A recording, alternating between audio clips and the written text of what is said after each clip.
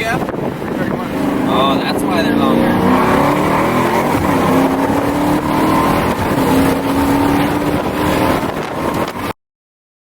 Yeah, let's fucking rage! Alright guys, so another quick update. It is now fucking 2 a.m. Still going at it. Earlier we made our own vacuum manifold with Procharger's little kit here. I was in the back working on the booster pump and all the electronics there and hooking up all the wires and whatnot, while Pedro was up here working on the spark plugs. He got one side done, the other side is not done. While I was back there, I realized that one of the steps was to put this attachment onto one of the empty vacuum manifold ports, which is done here. But now we got this wire loom that we got to run all the way to the back, through the firewall to the trunk of the car to plug into the booster pump itself. And I'll show you guys what I've done so far.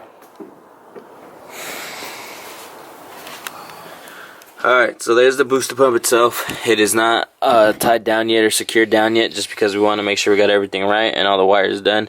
Like I said earlier, this booster pump is preset to work with this kit, so we will not touch it. And it looks like the wire harness that we're going to run to the back connects here. Here we got a ground, going to a factory ground point, and then you got your white and red wires, which again, you guys, this was my first time ever working on this or ever messing with it. So what we did back here, you got that flashlight? What we did back here is we removed the seat bottom of the back seat, which is pretty easy. Just push towards the back and pull up and it'll just pop right off. And then I disconnected the connector from the fuel pump itself. And then per instructions, there was a wire on there, which is a purple wire with a green tracer line through it. You cut that in half, which I did there. Let me try to zoom in a little bit. There you go. So as you can see, I split it apart. And then you were supposed to connect the white wire coming from the booster pump to the connector side of that purple wire, and then the red wire coming from the wire loom. I'm assuming this is coming from the front end of the car. Not too sure. Now I did have to extend. They do send you some more red and white wires to extend the red and white wires coming directly off of the booster pump. So you could see my butt connectors there. They supply you with that as well. So with that being said, we're finishing up the spark plugs and we're trying to find a way or a place to route this wire loom here, going from that piece that I showed you guys earlier to the back of the car, or to the booster pump in the back. Look, so that's where we're at, guys. 2 a.m. and we're still rolling. Once you get it off, that means we are what, officially like 12-11 hours into this. Goddamn. Alright guys, there she is. there she blows. That cover really does hide all the extra wiring and wiring delete we did, except for maybe this little tag. We could maybe cut that tag out, but there she is. All wires are ran. All we need to do is fill up the reservoir with coolant. But I mean, fuck, besides that, we pretty much got all the spark plugs changed out, cover back on, like I said, just to hide all that. Show the reservoir, because that's fucking 1,000 times better. We were able to run the wire loom back to the JMS booster pump.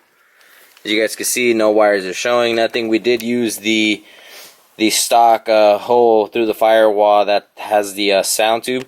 Just so you guys know, if you guys want to find that hole, you have to remove the 3 nuts holding in the whole gas pedal in place. So you remove those 3 nuts, and then the hole is directly behind that. Tucked in all the wires nicely. You guys can see seat is back in, and this is what you got in the rear. Booster pump there, wire loom coming through. Now that I'm looking at it, I should have ran it underneath that carpet, but it's fine. That other carpet's gonna go over it, so all you're really gonna see is that top part.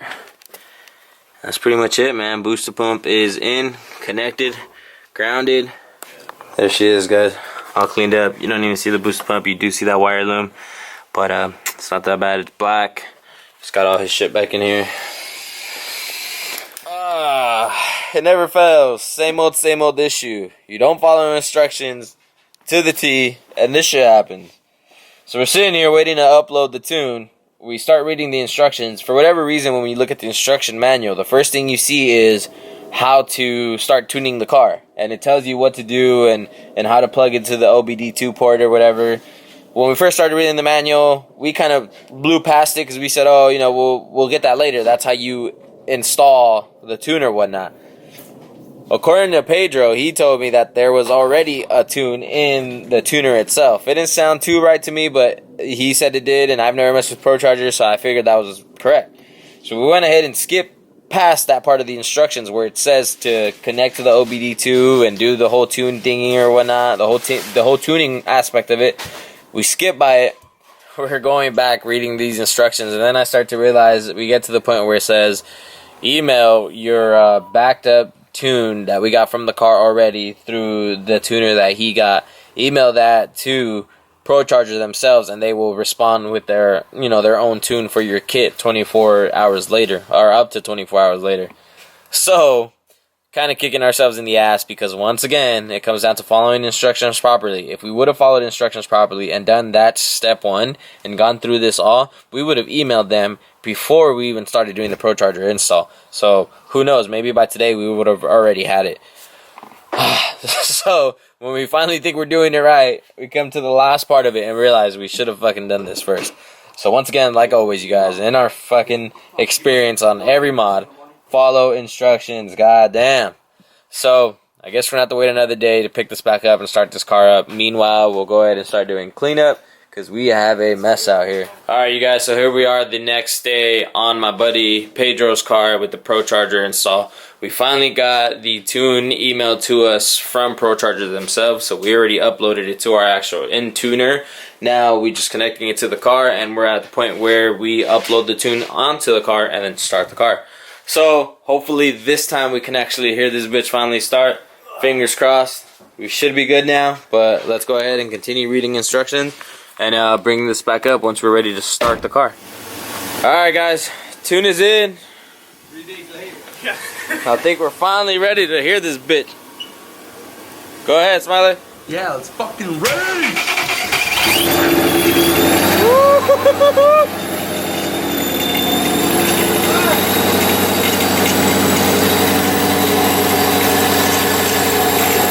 There she goes.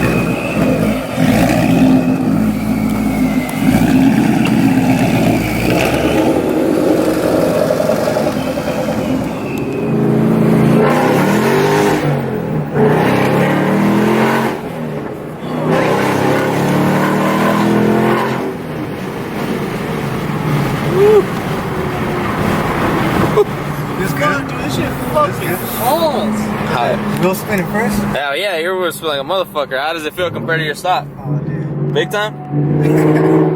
Oh, man, jump to the left lane?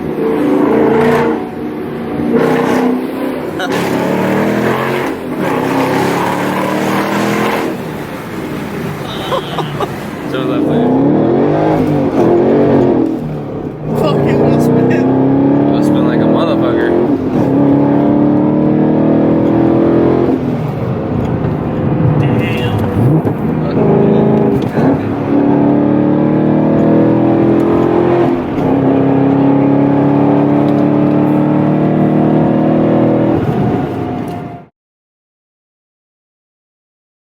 Yeah, let's fucking rage! What do you think? Dude, they felt good.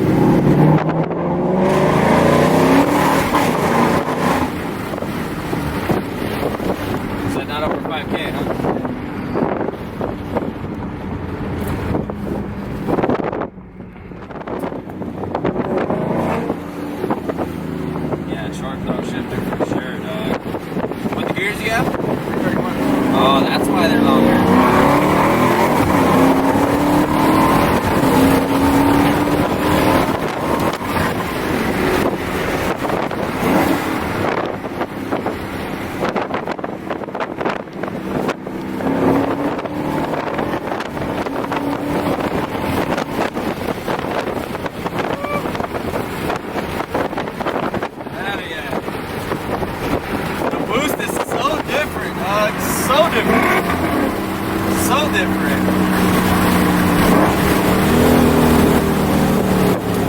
recording? Hell yeah. Hell yeah, dude. This boost is so different compared to the Whipples. You're not gonna have me on camera, I'm not gonna record. Twin screw and centrifugal boost, so different. Alright, Wow. so what's your assessment on compared to the centrifugal versus your twin screw? It's hard to tell right now. It feels good, dude. I like it. It feels good. But I will say, obviously, everyone knows a twin screw has that torque, dude. That instant torque. I don't feel that here, but it's actually kind of nice that I don't feel that intensity here, you know what I mean? Whiplash. Yeah, like it's kind of nice because you're able to control it and get it down the street. But I don't know, that fucking Whipple, that twin screw little torque that you feel, that fucking oomph. We're gonna run it. I'm down, hell yeah. Let me just get some tires like your shit, because you have good tires.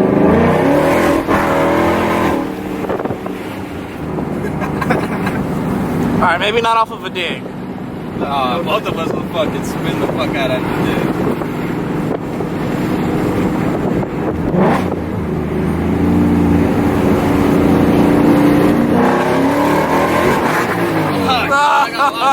They locked me out.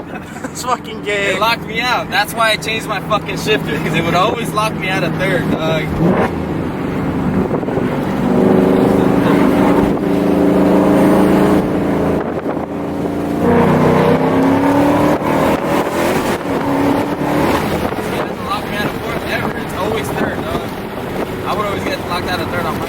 Alright fellas, there you go. So as you guys saw, I got to get behind that fucking monster, and that shit was so much fun. I'm so glad I'm able to say that I've now driven a Procharger car with F1 head unit. I'm not too familiar with which one is which, but he definitely does not have the stock or the first level head unit.